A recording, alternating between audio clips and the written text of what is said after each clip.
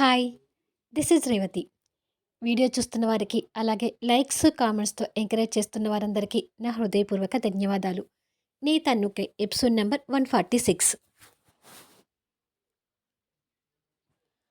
No, వద్దు. నా ప్రాణాలు పోయినా పర్వాలేదు కానీ, నువ్వు నాకు స్నానం చేయించడానికి వీల్లేదు కళ్యాణ్ అంటుంది కోపంగా. కళ్యాణ్ కన్నీళ్ళు పెట్టుకుంటూ తన మొహాన్ని చేతిలోకి తీసుకొని, అలా అనకు మైథిలి. ప్రామిస్ చేసి చెప్తున్నాను. నేను తప్పుడు ఉద్దేశంతో అస్సలు చూడను. ప్లీజ్ నన్ను అర్థం చేసుకో అంటాడు. వద్దు కళ్యాణ్. నన్ను ఇలాగే చావనివ్వు. నన్ను నువ్వు నగ్నంగా చూడటానికి వీల్లేదు. నాకు నువ్వు స్నానం చేయించడానికి ఒప్పుకోను అని అంటుంది కన్నీళ్ళు పెట్టుకుంటూ. నా మాట వినరా? నాకు అమ్మ, చెల్లి లేరు గాని నాకు వాళ్ళు ఉండి, ఇప్పుడు నువ్వు ఉన్న పరిస్థితిలోనే వాళ్ళు కూడా ఉండి ఉంటే ఇలాంటి నిర్ణయమే తీసుకొని వాళ్ళ ప్రాణాలు కాపాడుకునేవాణ్ణి అని అంటుండగానే మైథిలి చర్మం ఎర్రగా కందిపోవడం ఎక్కువ అవుతుంటుంది. అది చూసి కళ్యాణ్ ఇంకా ఎక్కువ భయపడుతూ అసలు లేట్ చేయకూడదు అని అనుకొని వీల్ చైర్ పట్టుకొని బాత్రూంలోకి తీసుకెళ్తుంటాడు. వద్దు కళ్యాణ్.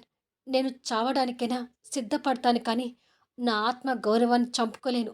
నన్ను వదిలే కళ్యాణ్ అని ఏడుస్తుంటుంది. ఇక కళ్యాణ్ ఆ మాటలు పట్టించుకోకుండా తనని లోపలికి తీసుకెళ్తాడు. వద్దు అని మైథిలి ఏడుస్తూ ఉండగానే బకెట్ నీళ్ళు తీసి తన తల మీద పోస్తాడు. తర్వాత కళ్యాణ్ కన్నీళ్ళు పెట్టుకుంటూ కింద తన కాళ్ళ దగ్గర కూలబడి కూర్చొని తన కాళ్ళు పట్టుకొని, నిన్ను ప్రాణాలతో కాపాడుకోవడానికి వేరే అవకాశం లేదు మైథిలి. నన్ను క్షమించు అని వేడుకుంటాడు.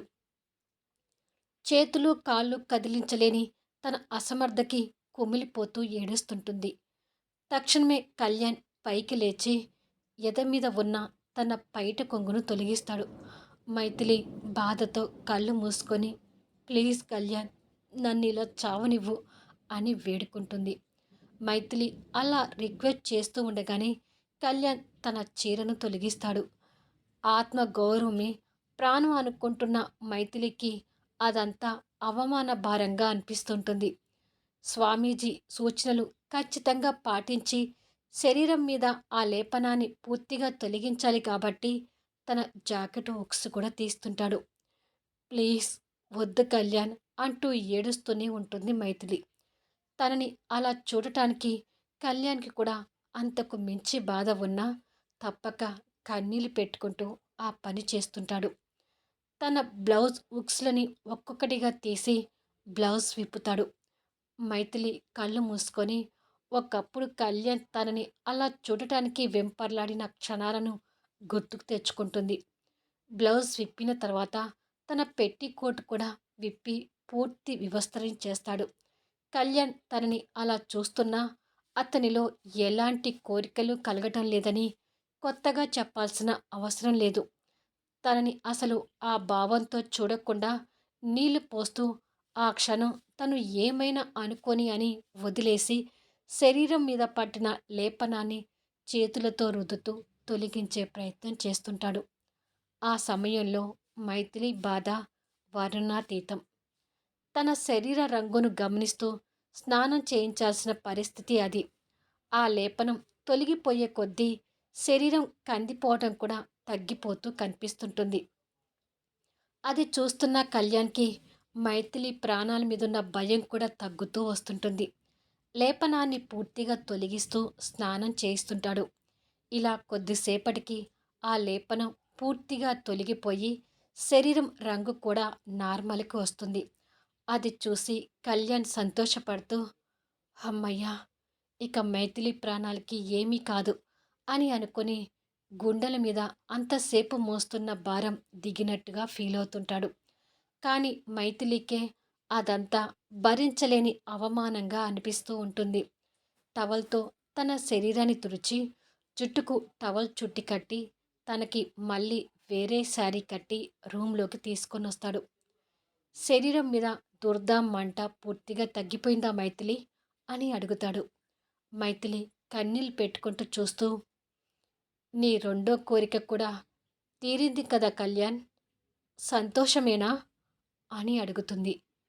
కళ్యాణ్‌కి కోరికల విషయం మళ్ళీ అన్ని రోజులకి గుర్తొచ్చి, తను అడిగిన ప్రశ్నకి కన్నీళ్లు పెట్టుకుంటూ, మళ్ళీ మోకాళ్ళ మీదకి వంగి, తన కాళ్ళు పట్టుకొని, "నిజం చెప్తున్నాను మైథిలి. నిన్ను పూర్తి వివస్త్రం చేసి చూసినా, ఏ కోశానికి కూడా కోరిక, కామంతో చూడలేదు. ఆ భావంతో తాకలేదు.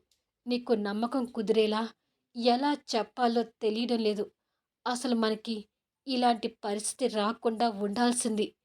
ఏమైనా మైథిలి, దయచేసి నువ్విది అవమానంగా అనుకోవద్దు. ప్లీజ్" అని కన్నీళ్లు పెట్టుకుంటూ వేడుకుంటాడు. "ముందు నువ్వు ఈ రూమ్‌లో నుంచి వెళ్ళిపో కళ్యాణ్.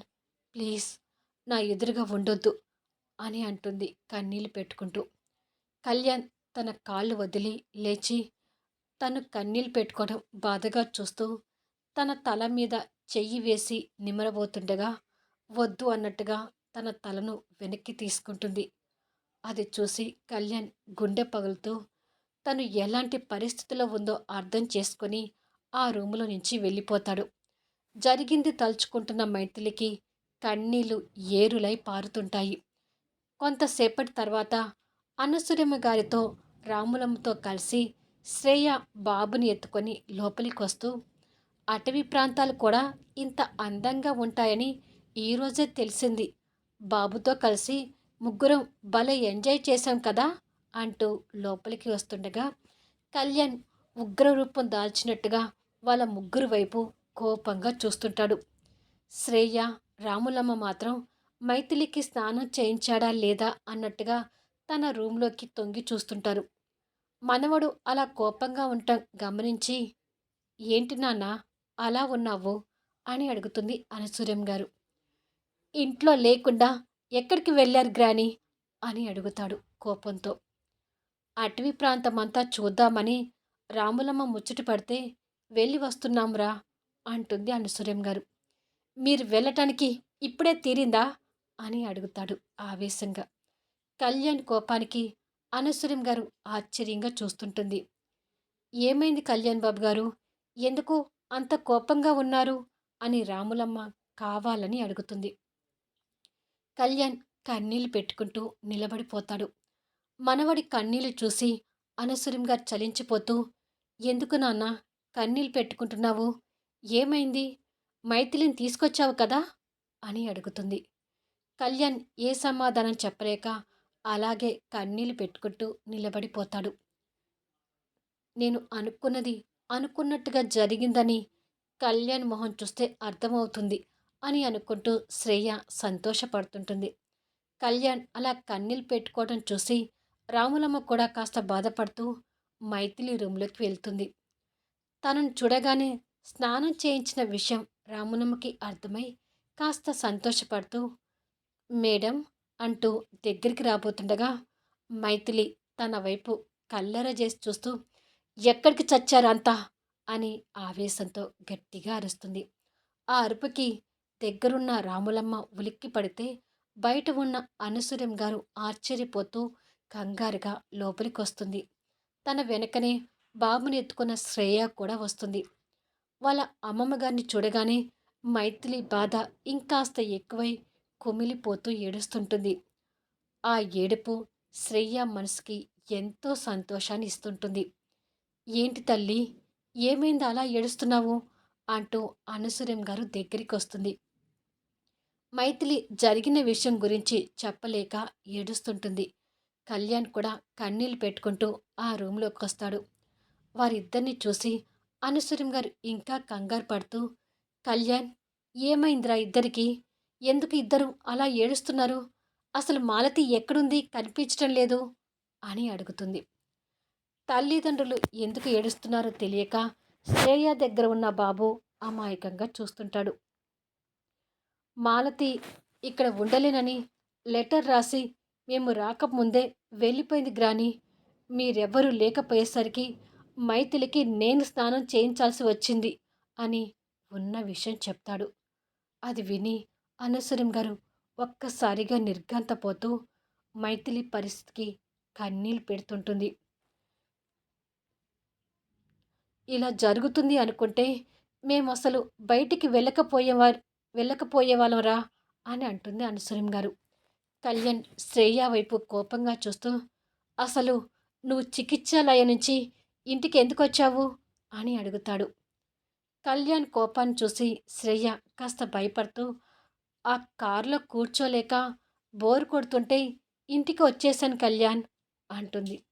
ఎక్కడైనా దూకి చావాల్సింది, పీడా పోయేది అంటాడు కోప్పడుతూ. ఇదేంటి నా మీద ఇలా విరుచుకుపడుతున్నాడు అని అనుకుంటుంది మనసులో. అనసూయం గారు బాధతో వస్తున్న కన్నీళ్ళు తుడుచుకొని, మీరందరూ కాసేపు బయటికి వెళ్ళండి అని అంటుంది. సరే అని చెప్పి శ్రేయ, రాములమ్మ వెళ్ళిపోతారు. కళ్యాణ్ కన్నీళ్ళు పెట్టుకుంటూ నిలబడి ఉంటే, నువ్వు కూడా వెళ్ళు కళ్యాణ్ అని అంటుంది. మైథిలి వైపు బాధగా చూస్తూ బయటికి వెళ్ళిపోతాడు. అనసూయం గారు మనవరాలి కన్నీళ్ళు తుడిచి, అమ్మ మైథిలి, ఇప్పుడు నువ్వు పడుతున్న బాధ ఎలాంటిదో సాటి ఆడదానిగా నేను అర్థం చేసుకోగలను.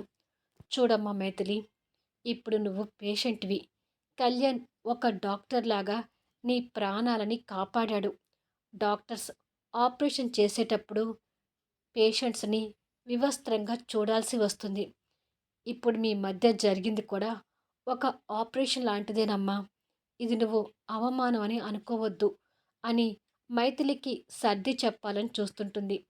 కానీ మైథిలి అది అర్థం చేసుకునే పరిస్థితిలో లేక మనసులో మాట్లాడుకుంటూ, మీ మనవడికి నన్ను అలా చూడాలని ఎప్పటినుంచో కోరిక అమ్మమ్మగారు. కళ్యాణ్ నన్ను అలా వేరే ఉద్దేశంతో చూడలేదంటే నేను ఎలా నమ్మాలి అని అనుకొని ఏడుస్తుంటుంది. నా తల్లివి కదా, ఏడవకమ్మా, కాస్త పరిస్థితుల్ని అర్థం చేసుకోమ్మా. నీ ప్రాణాలను కాపాడడం కోసం వాడికి వేరే అవకాశం లేకనే అలా చేశాడని అర్థం చేసుకో అని అంటుంది. దీనికన్నా నా ప్రాణాలు పోయుంటేనే బాగుండేది అమ్మమ్మ గారు. ఇప్పుడు జరిగింది నేను అస్సలు భరించలేకపోతున్నాను. ఇప్పటికి కూడా నాకు చావాలనే ఉంది అంటూ ఏడుస్తుంటే బయట నుండి మైథిలి మాటలు వింటున్న కళ్యాణ్ ఇంకా కుమిలిపోతుంటాడు. ఆరు బయట రాములమ్మ బాధపడుతూ కూర్చుంటే శ్రేయ అక్కడికి వచ్చి, అంతా నువ్వు అనుకున్నట్టే జరిగింది కదా రాములమ్మ అని అడుగుతుంది. ఏం జరగటమో ఏమిటో, మైథిలి మేడం కళ్యాణ్ బాబు గారి బాధను చూస్తుంటే తట్టుకోలేకపోతున్నాను అంటుంది రాములమ్మ బాధపడుతూ. ఇప్పుడు వాళ్ళు అలాగే బాధపడినా తర్వాత అంతా మంచే జరుగుతుందిలే రాములమ్మ. ఈ 2 నెలలు అయిపోయి సిటీకి వెళ్ళగానే నిదానంగా వాళ్ళ పెళ్లి ప్రస్తావన తీసుకురా. ఇప్పుడు మా అక్క బాధపడినా అప్పుడు కళ్యాణ్తో పెళ్ళికి ఒప్పుకుంటుంది చూడు అని అంటుంది. ఒప్పుకోవాలనే కదా ఒక ఆడదాన్ని అయ్యుండి కూడా ఇలా చేసింది. వాళ్ళ పెళ్ళి జరిగి వాళ్ళు పూర్తిగా దగ్గరవ్వాలి. ఇదే నేను కోరుకునేది అని అంటుంది. శ్రేయ నవ్వుకుంటూ, దగ్గర కావడం కాదు, మాలతి ద్వారా నేను పేల్చబోయే బాంబుకి శాశ్వతంగా దూరమైపోతారు అని అనుకుంటుంది. మరుసటి రోజుకి స్వామీజీ చెప్పినట్టు లేపనం ప్రభావం వల్ల మైథిలిలో నిదానంగా కాలు చేతుల్లో కదలికలు కనిపిస్తుంటాయి. అది చూసి అందరూ సంతోషపడుతుంటే మైథిలి మనసులో ఉన్న బాధ ఆ సంతోషాన్ని మింగేస్తుంటుంది. కాస్త తన పనులు తను చేసుకునేటంత వీలు అవుతుంటుంది. వీల్ చైర్ తనకు తానుగా జరుపుకోగలుగుతుంది. బాబుని దగ్గరకు తీసుకోగలుగుతుంది. కానీ జరిగింది తలుచుకొని మైథిలి కళ్యాణ్ మొహంలోకి చూడటానికి కూడా ఇబ్బంది పడుతుంటుంది. తన బాధను అర్థం చేసుకున్న కళ్యాణ్ కూడా దాదాపు తన ఎదుట పడకుండా దూరంగా ఉండటానికి ప్రయత్నిస్తుంటాడు. రోజు తనని చికిత్సాలయానికి తీసుకొస్తుంటాడు కానీ ఇంతకు ముందులా వాళ్ళిద్దరి మధ్య క్లోజ్నెస్ లేదు. కళ్యాణ్ మాట్లాడడానికి కాస్త ప్రయత్నిస్తున్నా మైథిలి ఇష్టం లేనట్టుగా వ్యవహరిస్తుంటుంది. వాళ్ళిద్దరినీ అలా చూస్తున్న శ్రేయాకి మహా సంతోషం అవుతుంటుంది. ఇలా ఆ 2 నెలలు కూడా గడిచిపోయి మైథిలి పూర్తిగా తనకు తానుగా నడవగలుగుతుంది. మైథిలి కోలుకోవడం చూసి అనసూయం గారికి, కళ్యాణ్ ఆనందానికి అవధులు లేవు. ఇక చివరి రోజుగా చికిత్సాలయానికి వెళ్తుంటారు. మళ్ళీ నెక్స్ట్ వీడియోలో చూద్దాము. కళ్యాణ్ ఒక టైంలో మైథిలి దగ్గర నుంచి ఏం కావాలని ఆశపడ్డాడో, వెంపర్లాడాడో అది ఈ రోజున అతని కళ్ళకి ఎదురుగా ఉన్నా ఆస్వాదించలేనట్టుగా కళ్యాణ్ క్యారెక్టర్ మలుస్తూ వచ్చాను. నా ఊహలకు అనుగుణంగా కళ్యాణ్ క్యారెక్టర్కి ప్రాణం పోస్తూ వచ్చాననుకోవాలి. ఇక మైథిలి క్యారెక్టర్ ఆత్మగౌరవం కోసం తన ప్రాణాలను వదులుకోవటానికి కూడా సిద్ధపడింది. ఏ అమ్మాయి అయినా ఇలాంటి సిచ్యువేషన్ తట్టుకోవడం కష్టమే కదా! నేను నా కథలకి రొమాన్స్ విషయంలో ఒక పరిధి అనేది పెట్టుకుంటాను. అవసరం ఉన్నప్పుడే రొమాన్స్ జోడిస్తూ రాస్తూ వెళ్తాను. ఇక నేను ఈ కథ గురించి ఆలోచించేటప్పుడు ఈ స్నానం చేయించే సీన్ దగ్గర భయపడ్డాను. భార్యాభర్తలు కానీ ఒక జంటతో ఇలాంటి సీన్ రాస్తే యాక్సెప్ట్ చేయగలుగుతారా లేదా అని సంకోచించాను. కానీ కథాపరంగా హీరో క్యారెక్టర్ పరంగా ఈ సీన్ రాయడం అవసరం కాబట్టి రాయక తప్పలేదు. దయచేసి ఇది రొమాన్స్ సీన్ అని అనుకోకండి. పరిస్థితుల కారణంగా వాళ్ళ ఇద్దరి మధ్య వచ్చిన ఓ అనూహ్య సంఘటన అది. ఎవరికైనా ఈ సీన్ తప్పుగా అనిపిస్తే దయచేసి మన్నించండి.